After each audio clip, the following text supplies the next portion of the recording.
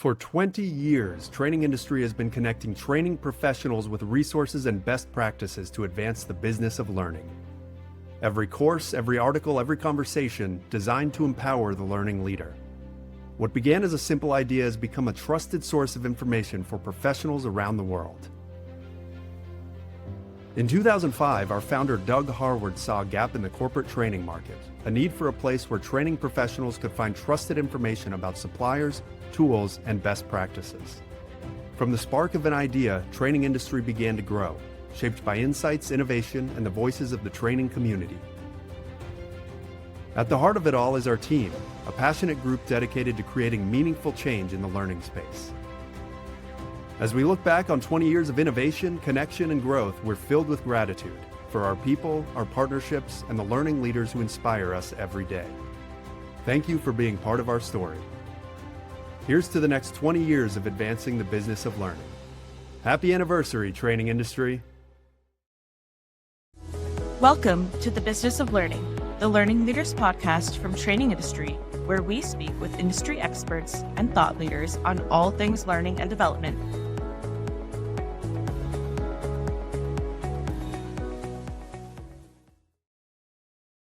Hi, welcome to this special edition series of episodes of the Business of Learning, recorded live and in person at the 2025 Training Industry Conference and Expo in celebration of Training Industry's 20-year anniversary. I hope you enjoyed these episodes and that they offer you key takeaways and tools that you can apply back on the job. As always, thanks for listening. Amy, I will leave it to you to introduce the rest of your panel. Let's welcome Amy.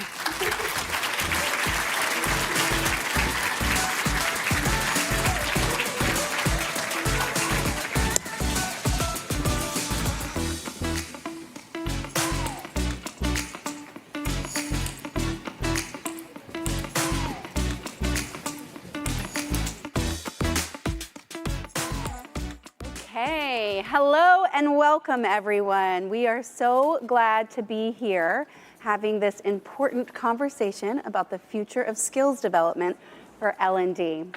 In my role here at Training Industry, I interact with many amazing L&D professionals. And one thing that stands out to me is your ability to adapt, to anticipate changes in the industry, and to stay curious about those innovations, those trends, those new technologies that are going to impact the way we do things. So I'm very excited that we're going to dive into these concepts and talk a little bit about the changing nature of skills. As L&D professionals, we have a responsibility to look at how that's going to impact our own work, but also a responsibility to shepherd our organizations through those changes. So I'm going to ask our panelists to introduce themselves, tell us a little bit about who they are, where they work, what they're doing, and share one word or phrase that they think about when they think about the future of L&D. I'm going to start with Christy.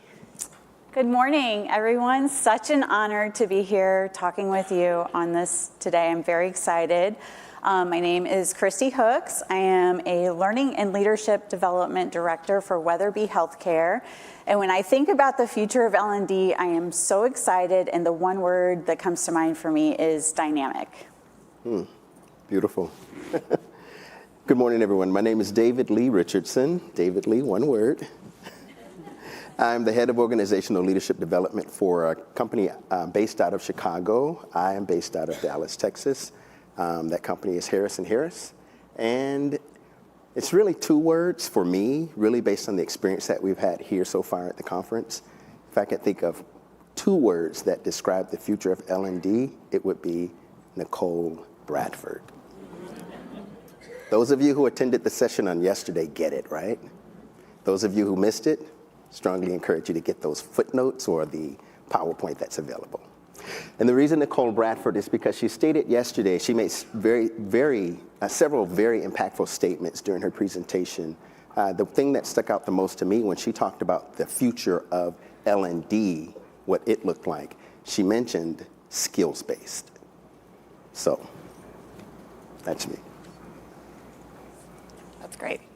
Hi, everyone. I'm Megan Dillon. I am the Director of Learning and Development at Q-Centrics, which is a Chicago-based organization.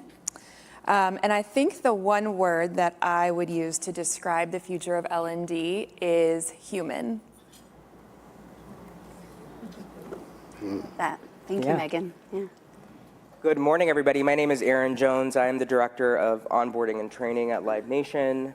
And when I think of the future of L&D, it goes along what Mr. David Lee was saying. I was going to say skills first.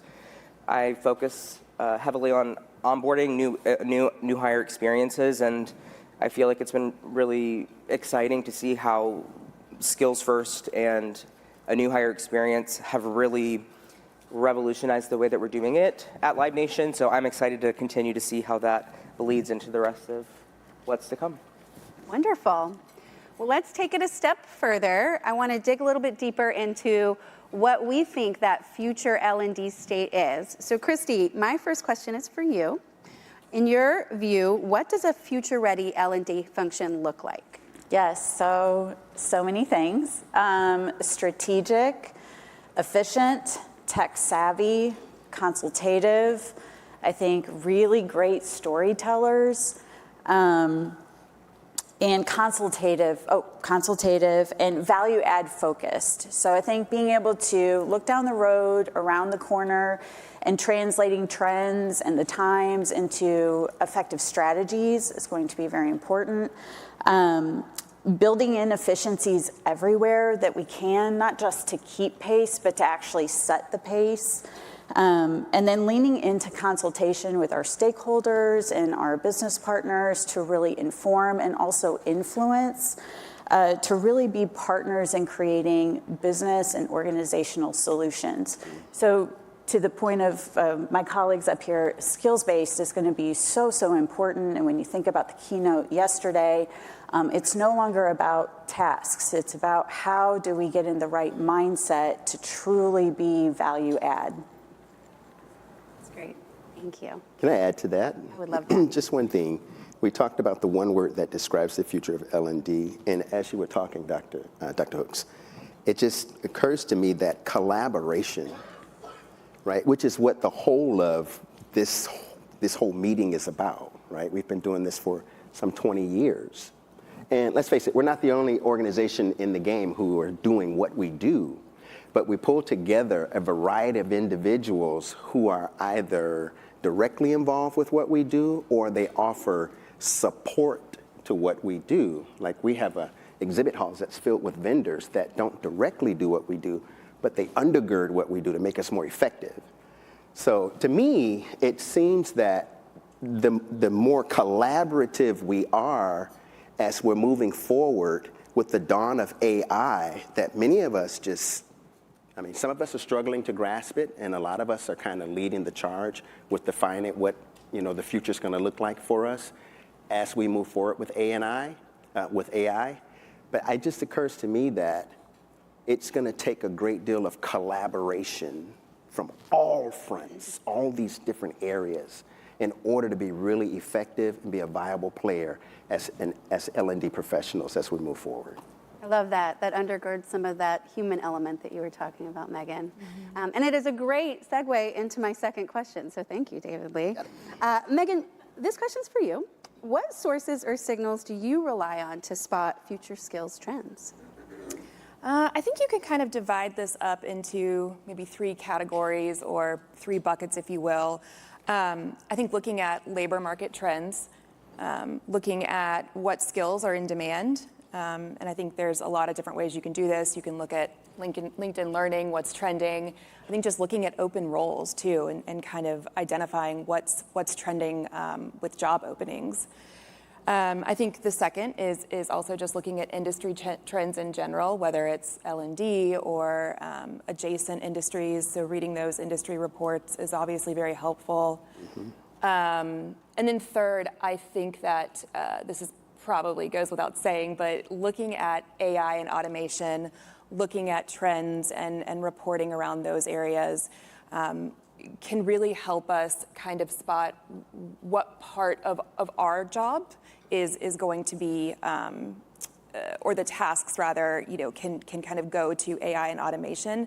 And I think that's a cue for us to look at where we need to upskill ourselves, our colleagues, as far as the more complex skills needed that AI at this point can't do.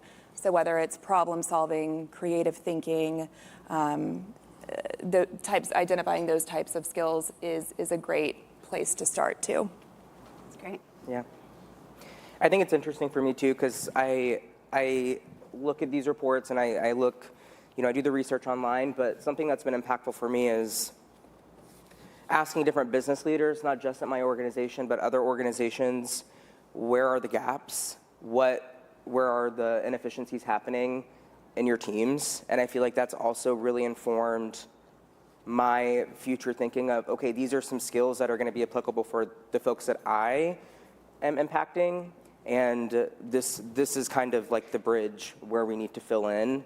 And I think that's been a really good way for me to make it relevant, not just on an industry-wide basis or this kind of big picture, but also how can I make it applicable and relevant for me in my role with my people. So that's just one way that I've done that as well. That's an excellent point, Erin. It's taking all of this information that's out there and really thinking about how we apply it in our own context. Yeah. Yes. So switching gears, I would love to hear some more tactical, practical examples. So David Lee, I'm going to ask you my next question. What is a specific learning initiative that you've launched recently that reflects a future-focused approach? And can you tell us a little bit about what you learned from that initiative? It's a very, very good question, because I think that gets down to where the rubber meets the road in terms of who we truly are. Because you have titles, you have departments, you have, lots of movement within companies, and sometimes we put people in positions that maybe they're really well suited for, and sometimes we put individuals in positions that they're probably not the best suited for. So I'm going to kind of dovetail off of what Erin was stating in terms of really drilling down this industry to how it specifically applies to what he does. So AI, I remember several years ago when we were doing a conference here, and we were talking about AI and how it is the future. And I think I kind of really locked in on that and trying to understand the trend. So I work for a company that's a BPO, business process outsourcing. And with many of the clients that we deal with, those clients may or may not have all of the resources that you need in order to build out an effective training to deliver to new hires, right? Because we talk about training, that's the core, right? What does training look like when we have individuals who have butts in seats, whether they're virtual or whether they're on-site? What does that look like? So I tied into a couple real practical AI tools to help with the delivery of the training.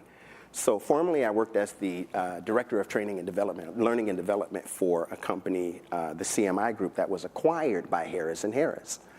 And so in that role, it was my responsibility, as with my peers here, to roll out an effective training program that minimized the amount of time that our trainees spent in training, get them speed to learning, minimized the retraining that needed to happen, and gave us good positive scorecards. And so if you have a pen, I'm going to give you something really practical that what I used. You want to jot this down, especially if you're on the design and development end of training. I use a tool. So I have trainers, that I use a tool called, oh boy, I can think of the name of the tool. It is Revoicer. There it is. Okay, use a tool called Revoicer, revoicer.com or something like that. You can search it. And what Revoicer allowed me to do was to take one of my trainers, clone her voice, and use her voice and implement that into a training build. And so we took that AI delivered voice that sounds exactly like the trainer, built it right into the training build. And so that trainer is training the class. We embedded that training in Articulate, where you can create triggers, right? So that as the agents go through the training, they are forced to engage with the training. So the trainer, as we captured it, we wrote the training as if she were training it okay guys, today is day 1. Type your name in the chat. They type their name in, and they're not able to move forward without typing their name in. We pull up a screen of whatever it is that they were going to be performing in that training, and she would say, click the start menu. And if they took too long to click the start menu, through Articulate with its triggers, there's an arrow that points to the start menu. You'd click the start menu. So it makes it engaging, and we designed it in a way where the individuals in the training could not move forward without doing what they needed to do. So it's better than just a sandbox. With this training, the way it was built in a way where the individuals had to engage in order to get through the training. So they performed the job during the training with an AI trainer, and then they had an opportunity to go through the sandbox or through their nesting phase where they perform the training again. The results for all of that, we earned Agency of the Year. Wow. And I can't really name the company, but we earned Agency of the Year just based off of that simple training build. And all of the efficiencies that came out of that, for a 7-day training, the 7-day training was cut in half. Because there weren't all those questions that were asked. The individuals got to go through the training at their pace, and we put them in a WebEx where they had to go through the WebEx, and the trainer was there, so I was able to repurpose the trainer as a moderator versus a hardline trainer. So I didn't need to get rid of the trainer. There's no threat to the trainer's job there, because there's certain elements of the training build that still require the human element, the trainer, but I just repurposed the trainer. And we did that with several of our clients. That is an excellent example. Revoicer. Revoicer. Wow. Okay, so that is a great lead into my next question, which I'm going to throw back at you, David Lee. How are you integrating AI and automation into those programs without losing that human element? AI is they're all different forms of intelligence. We happen to be, we believe we're the highest form of intelligence. I believe that AI is an intelligence that is growing. I believe that. The way we design and build the training, we build it so that it can't be delivered without the human element. But the real truth is, the program that we use to build these trainings, the trainer in this training laughs, pauses. You can hear the breath between conversations. This is Revoicer. With the litany of different characters that they have from all different nationalities with all different dialects and all different languages. So although we are able to build it now where it can't be delivered without the human element, the question is so good. I think as we look down the line, I think as we look 10 years, 15 years, 20 years into the future, especially with some of the, the lifelike AI that's coming, I don't know, it may not require a whole lot of human effort the further we get into the future as we see AI becoming more and more and more effective at what it does. So we can build those human elements into the training currently using expressions, laughter, pauses, jokes. And the class that we delivered, the agents in the class could not tell that it wasn't the actual trainer. It's interesting. Yeah, I think using a voice that is familiar is going to really help and create that more human experience. And to your point, the inflection points, being considerate of their culture or kind of the dialect that they have, that also is a way of building that human element. So I appreciate that, David Lee. Megan, I think you have something to add here. Yeah, I think for me, the answer is a little bit simpler in that we are looking at how automation can replace some of the tasks that are taking our trainers, for example, away from doing what they do best, which is training. So we're looking at how can we automate some of the tasks that they have to do kind of independently as part of their role, and how can we replace their time that they spend doing that by putting them back in front of the people, right? And allocating more time towards training for them. I certainly agree that automation and AI is going to get to a point where we likely won't need a large percentage of humans to do our job. I think what's not going to catch up as quickly is biology and science in our brains. There's still going to be a part of us and a part of our brain that requires the relational piece to just continue to function as humans, and I think that's what's going to take a lot longer to adapt and change. So I think that we're safe for a while, thankfully. We have biology on our side. That's great. And as I mentioned before, I think particularly in the L&D industry, there is so much curiosity and willingness to adapt and think through these changes and learn. So as David Lee said, maybe less human effort in some areas, and we can deploy it into others. It's great. Okay, so I have a question for you, Aaron. We're talking about a lot of change, and that's going to impact us, but it also impacts our workforce. And we know that with change comes some uncertainty and some emotions. So I wonder, how do you support your learners who might be feeling hesitant or overwhelmed by rapid changes in their required skill sets?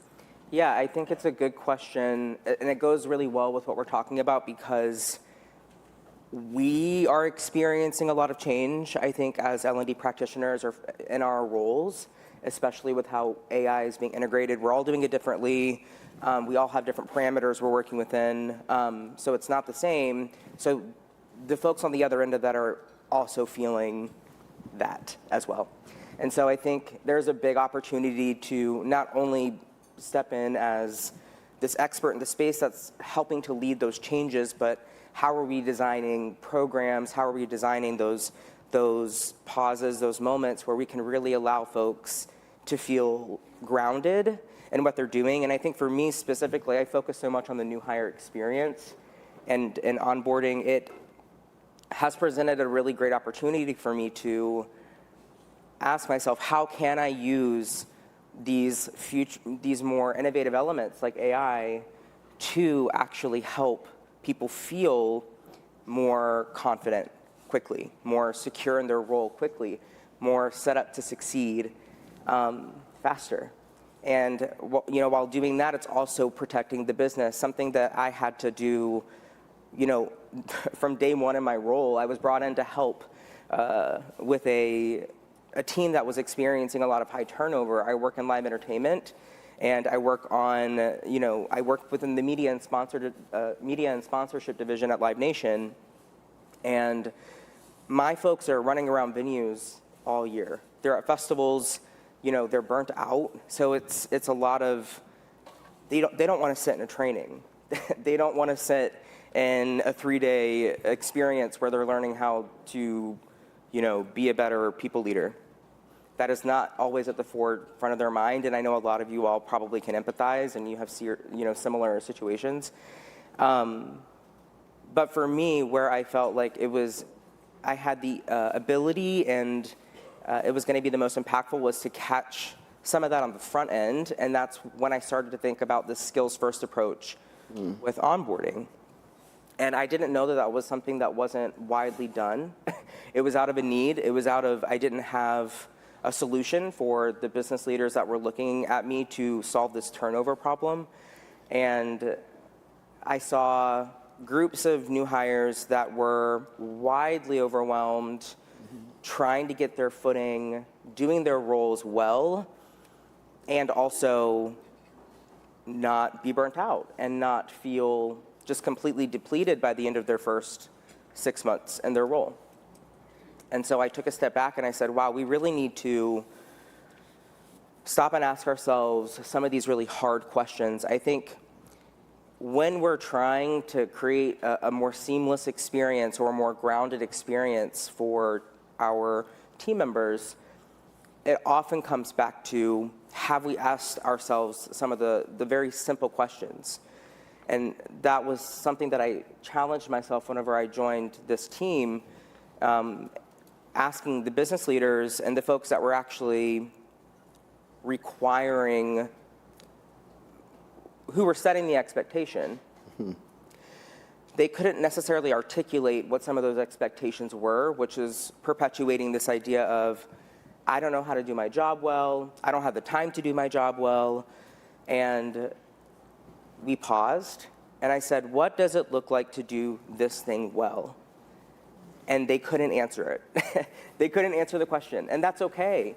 And it was okay, and you could see the defeat in their eyes too. It's never an intentional thing, you know? I think we have so much on our plates, people are busy, there are a lot of things going on. Sometimes those simple things are what we brush under the rug, and that is where the impact is. And to tie some of this together, I feel like with AI, that is where AI can be so helpful with some of these fast-moving industries where we don't have, I have a team of 3. When I started, it was a team of 1. So I was overwhelmed. I was experiencing some of those feelings too. So I was in this great position where I was very empathetic to both sides. So we stopped, we paused, we asked some of those very simple questions, got some standards, some expectations set, and then we took a skills-first approach. And we really mapped out what are the core elements of these specific teams, these specific roles, what do they have to be good at right now so that they can start in 2 weeks, you're happy, they're happy. That was the question I was asking. Is it ideal for everybody? Not necessarily. Is it sustainable? Not always. But I think it's a really good place to start. And once we started parsing that back and really identifying this team is here to do this thing, these things, this role is here to do these specific things. Within your first 30 days, I need you to do these things really well. When you give new team members that's when they can start to feel grounded. That's when they can feel supported. They can digest it. They do this well, cool. Now we're going to focus on these things for your next 30 days. So really dialing down, getting so specific, that has really helped me to help my team members feel supported. We've increased retention 32% over the last year and a half. It was around, I think, 72% retention whenever I came in. It's at 98% now. And that is not just my efforts. There is a collective effort. So, you know, it definitely has contributed. And I also think our engagement score has increased around 30%. Wow. And so skills first, AI, they're buzzwords. But I took those things and I really tried to bring it into the context of what I was experiencing, and it's working. How powerful. When we feel overwhelmed and we take things and we break them down, how important is that? And then providing a roadmap. Mm-hmm. This is what you need to know now. This is what you'll need to know later. Again, breaking it down can really help with the overwhelm. So I appreciate that example, Erin. Yeah. Christy, I believe you might have an example or answer to this question. Yeah, so the rate at which tasks are changing, that our people are needing to learn how to do, it's become unsustainable to train on tasks. And I think we're all kind of on the same page on that. Great. One of the things that we've really leaned into in helping our new people absorb and not feel overwhelmed by the change is focusing in on behavioral competencies. So things like being resilient, managing ambiguity, self-development, ways of thinking and perspective, skill building, to help kind of absorb the amount of rapid change. The other thing that I think is a change that we've made is, we base our training and learning on the tell, show, do model.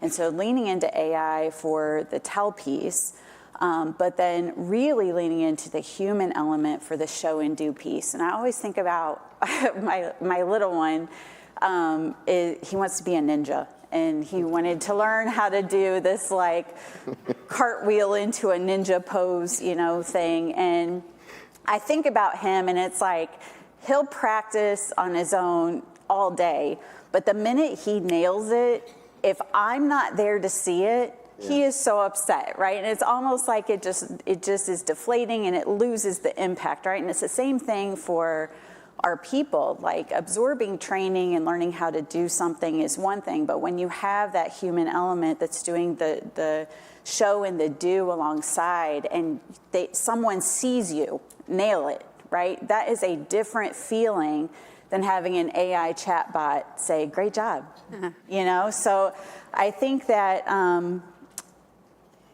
Back to the question, how do we help new learners not become overwhelmed with everything they have to learn and do different? I think the answer is that human touch. It is the high touch coaching aspect, pull through, be there, invested in the trenches. That is the difference between a learner persevering and giving up, really.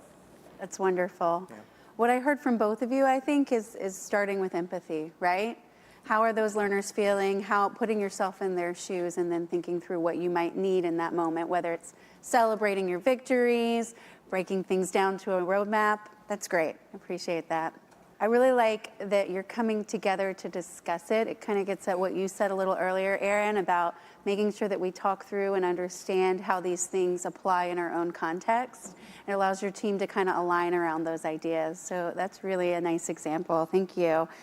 Erin, did you have something that you wanted to add here? Yeah, I think I love the idea of having these sort of internal roundtable discussions. I think it's something that we probably all do a lot. Everybody in this room, we sit in these roundtables, we talk, we share, we learn from our peers. And it got me thinking over the last 6 months, how can I integrate some of that internally? And I'm really trying to instill this culture of coaching, not just at the people leadership level, but really throughout the entire division. Everybody's a coach, right? Doesn't matter if you're my boss. It doesn't, you could be somebody that has been there a year. I've been there 4 or 5 years.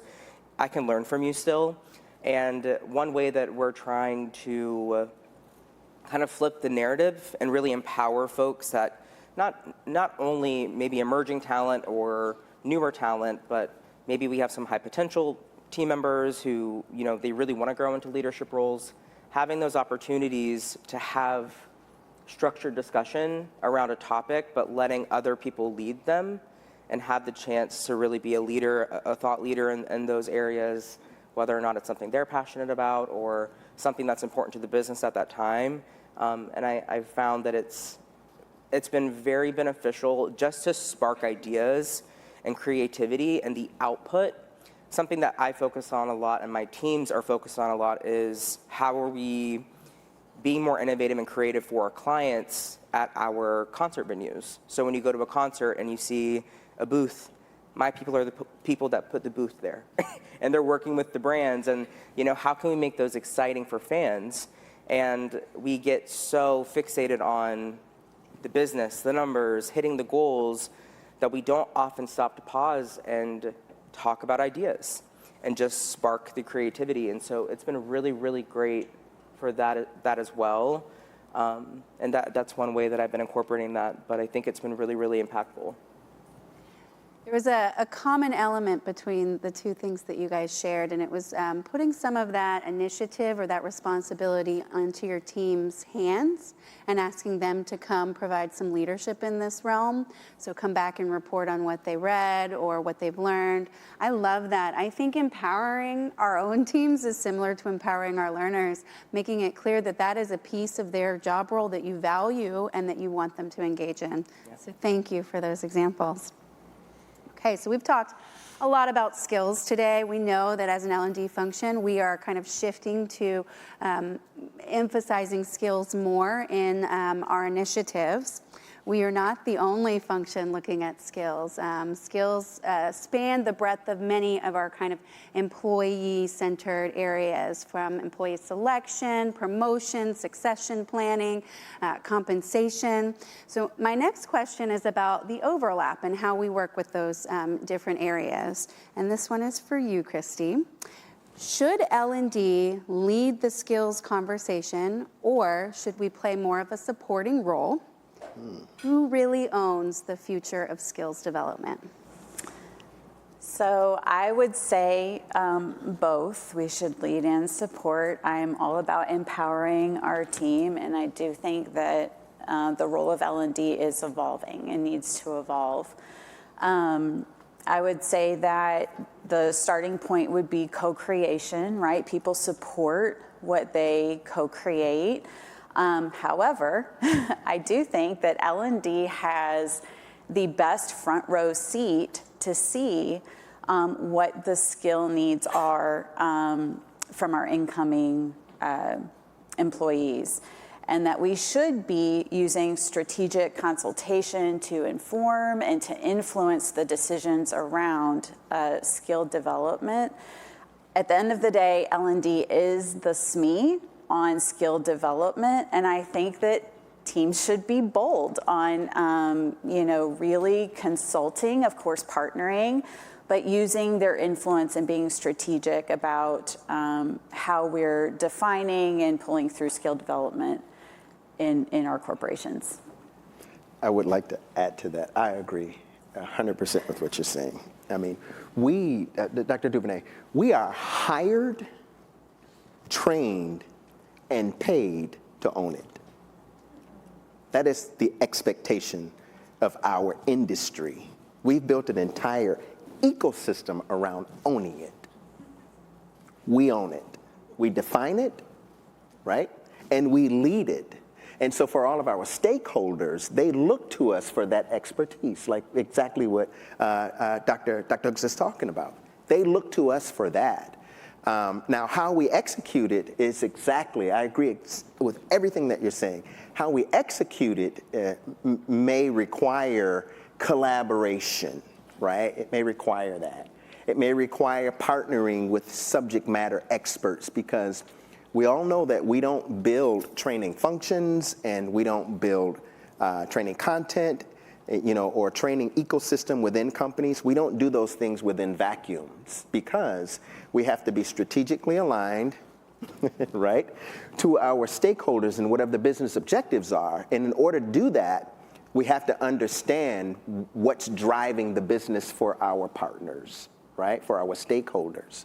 But at the end of the day, they are looking to us, right, as the experts, as the know-it-alls, right, as the ones who are leading the charge, which is also why, if we get that piece right, if we really truly understand that, it helps us to have clarity about why it is essential that we have a seat at the table. If there are any discussions being had about onboarding, about whether it's onboarding a new client or onboarding a new employee, regardless of the department that they're being onboarded to. If there are any discussions being had about training, it is essential that L&D, that the training industry be strategically involved in those discussions and that decision making, right? So as we understand our footing and our positioning in the corporate spaces in which we work, whether we're serving clients or whether we are the client and serving internal customers, if we get that piece right, it will really, truly help us to be able to make that argument, have those discussions about why we should be seated at the table when skills development or performance gaps or lagging scorecards or turnover, right, is happening within an organization. Our organization should be looking to us for those solutions. And then we deploy different methods for how we go about getting those answers, which in many cases, it may, as we know, it may not be a training thing that can fix it, but as consultants, as true consultants within these organizations in which we work, we can help those decision makers to come to the right decisions because they'll be well informed, I'd like to add on to that too. I think back to COVID when everybody had to go remote, right? Like overnight, everybody had to go remote. And then the fog lifted and we started hiring again and people started picking up again. It was the frontline trainers that were the first to notice and realize our new young employees that were graduating high school around that time were coming into the workforce with a completely different perspective, with different skill needs and gaps.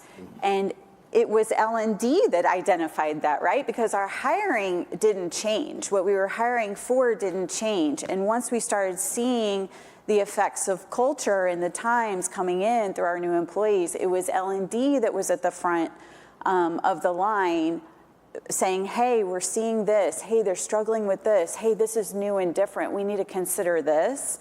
I think that was a really a more exaggerated example because there was such a huge cultural shift during that time. But I think that L&D should be bold in sharing and consulting on what they see, because they really are the first ones to see where there are challenges, what strengths people are coming in with, and how the culture and times are changing what's needed from a skill development standpoint. And it's been changing ever since. I mean, there's lots of ways that our new employees need different skill support and development than they did pre-COVID. That's great. Yeah, I think going off of that, connectability is so huge, and it's something that's really lacking in some of the younger generation. And I think that is a lot. It's a lot because of the way that folks are interacting with technology. Not necessarily AI, but it's a huge culture shift, and connectability is so important. And I think that is the root of a lot of the skill gaps that we're seeing with some of the younger population. But back to David Lee and what he was talking about in terms of being a consultant internally and being the expert in your space. I think from my perspective, whenever I came into my organization, they weren't accustomed to the L&D function. They brought me in to do one thing, and I came in and I said, we're not ready for that yet, so I'm gonna need to do these things. And my role is probably gonna look a little bit different than what you anticipated.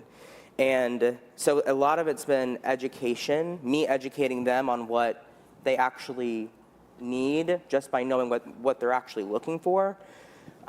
They wanted training. We didn't have anything to train on. So we had to do some building, you know what I mean? So it was a lot of those conversations. So to David Lee's point, credibility became so important for me. And as a young professional, it was challenging. It was intimidating going into those conversations with people that have been at my organization for 30 years to say, oh, I know what you need. So it's taken some time to really build those relationships, because once they started to see, I know about your industry, I've taken time to understand what you need. I don't need you to tell me necessarily. I have an idea of what you need because I understand your industry, and I'm coming into these conversations being able to speak to those things as an L&D practitioner. So it's almost like I've merged. I almost feel like I'm in operations sometimes, but I have to have like both hats on, and they're becoming like one hat with this specific group of business leaders that I'm working with. But that took time. That took me understanding what they were looking for. There were a lot of conversations that fell on deaf ears, and it's just taken time to build that credibility where they actually do trust, and they are saying, hey, Aaron probably should be in this conversation. Mm-hmm. So it is the expectation, I think, of us to be the expert in our space. I also think it's up to us to become as credible in their spaces, the people that we're working with, as we possibly can, so that there's that mutual trust there and they feel like we can actually support them. Yeah. Yes, absolutely. One of the common themes that I heard from all of those responses was this idea, kind of regardless of our opinion on who should support the conversation, I think where we're all in agreement is we have to do what all of these things that we said, we need to do all of these so that we can be strategic partners to the business. And I think that's really, really important, that we are able to place ourselves at the table and show the business how we can move them forward, how we can drive their initiatives and be enablers. Absolutely. So what I hear is permission to have the confidence to go in and say what you need to say and be a part of that conversation. Thank you.